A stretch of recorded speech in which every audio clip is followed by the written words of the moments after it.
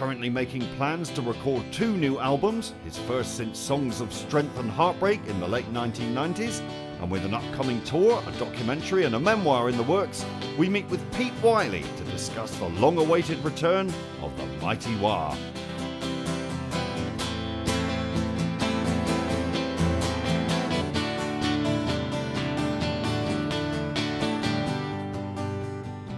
Down by the docks the talking turned. Some are striving to survive, the others thrive. Reaching the realm of no return. I don't want charity, just half a chance. And it's all up to you, yes, it's all up to you. Come back, willing to try, come back. One of the things that I found difficult in the last 10, 12 years is knowing what to do, because it seemed like there were so many options, too many to be able to make. There were no right answers as well. There was no clear route to what I wanted to do, and I became more and more reclusive, you know, and I just kind of lost the path a little bit. Drifted. Well, did you ever hear of hope? Yeah, yeah. A small belief can mean you'll never walk alone. I've always jumped off the treadmill, even when we were in the 80s, when we were having hits. I'd take, after Story of the Blues, I took a year before we put Come Back out, and then 2 years before Sinful, you know, and not because I was off doing anything. I stopped touring, you know, because we were getting quite good at it. So I was almost being contrary a lot of the time, just not taking it for granted. So I'll take a year and put another record out, and that's more of a test of whether I'm any good than just keep churning stuff out, you know what I mean? I haven't made a record this century, so that's an interesting gap to try and make up, you know. And when that dawned on me that it was the end of the 1990s that I last made a record, it was a bit of a shock. But I hadn't felt like it was a big gap. I don't know if that's getting older or whatever. But yeah, there's a challenge there.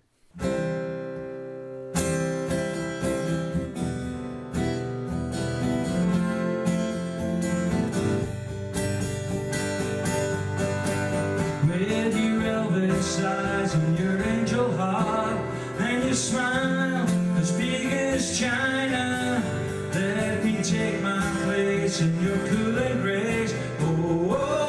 Till the feelings are finer, and I know, oh yes I know, songs of the broken hearted, and I know, oh yes I know, till you came along, I would sing those songs, I used to sing all the saddest songs, till I believe the hardest words. Take it from me now. If you think I'm wrong, I'm gonna sing all the saddest songs. Whoa. You still think that sounds better than this? After Songs of Strength and Heartbreak and the whole dealing with Sony thing, I never want to be in a position where I have to deal like that. And I've had some offers of help in the last few months of people who really are decent, and what I've had to say to them is, you know what, I want to take responsibility for everything. I don't want to have anyone to blame if it all goes wrong, but I'm quite like having the power to make my own mind up about things and to work the way I want to work and to not be constantly edited and compromised and even directed in a positive way. People don't mean any harm, but people have other ideas. Well, I've got pretty good ideas. I always have had, you know. I've always had. That was one of the frustrations, I think. The people who I worked with knew that I had really good ideas, but they have a structure within which you have to work, and it clashes with their ideas. Then I was never going to be able to do that, you know. Now I can do the things I want to do, and it'll be a different level than I've done before, but it's really, there's nothing I can't do there's nothing I want to do that I can't anymore. There's nobody to tell me I can't, you know.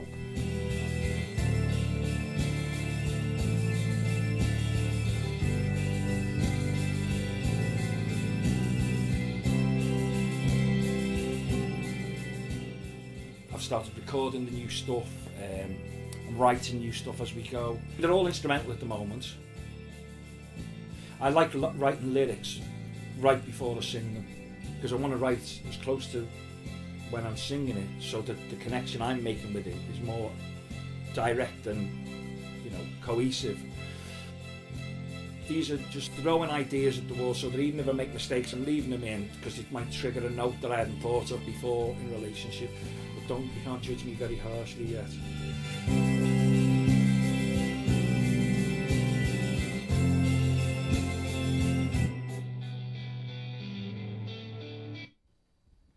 Don't know why I can't hear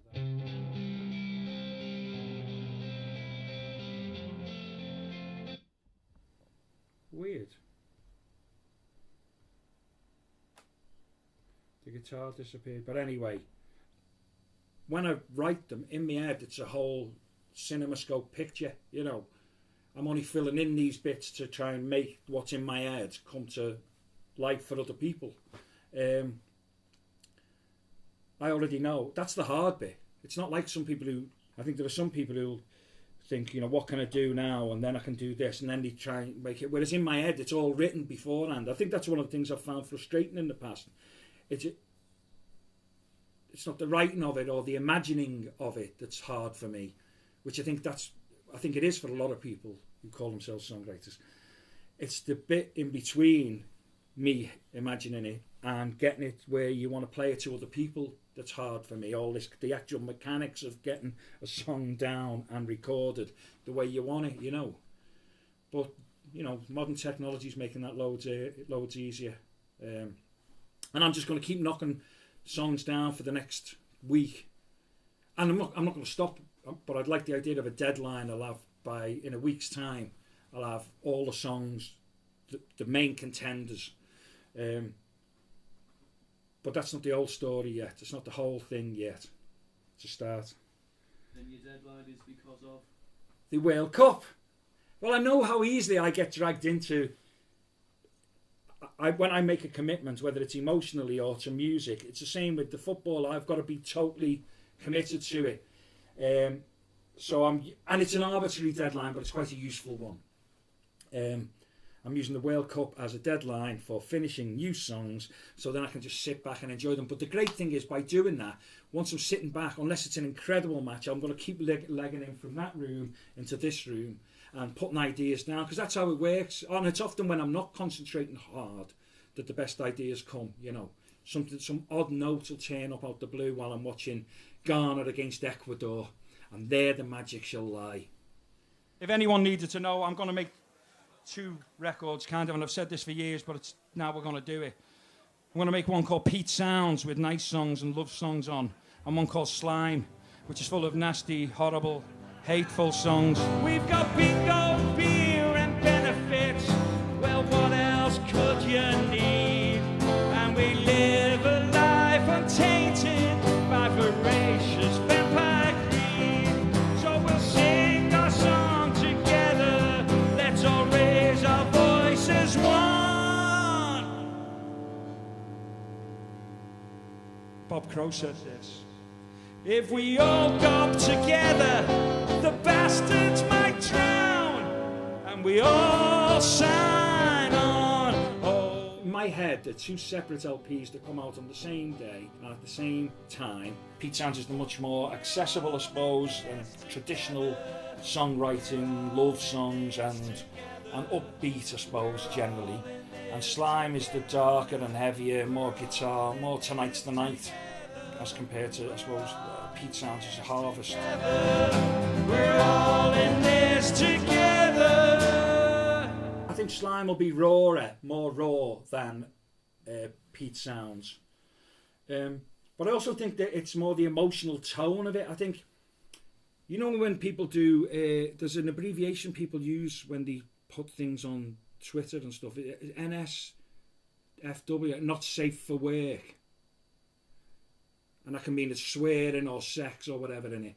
I think Pete Sounds won't have NSFW on it, but Slime might say NSFW. That's the difference. And if you understand that, then you'll like both of them. I think it's easier now because I've got less options and I've got less time. You know, I'm not a child with a long road and a far off horizon. You know, I'm in the second half of my life, and there's no guarantees about how long. I've nearly died twice, so I'm aware of, you know, the possibility of death. You know, and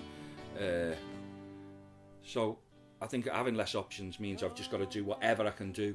You know.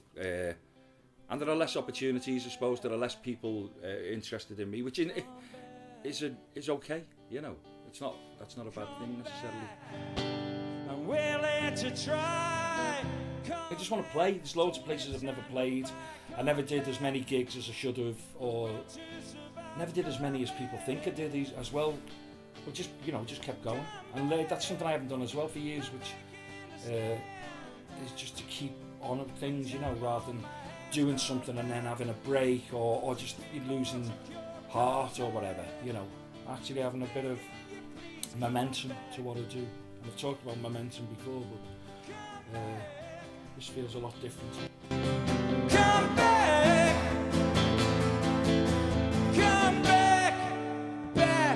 and hats off to you, 'cause it's all up to you. Come back.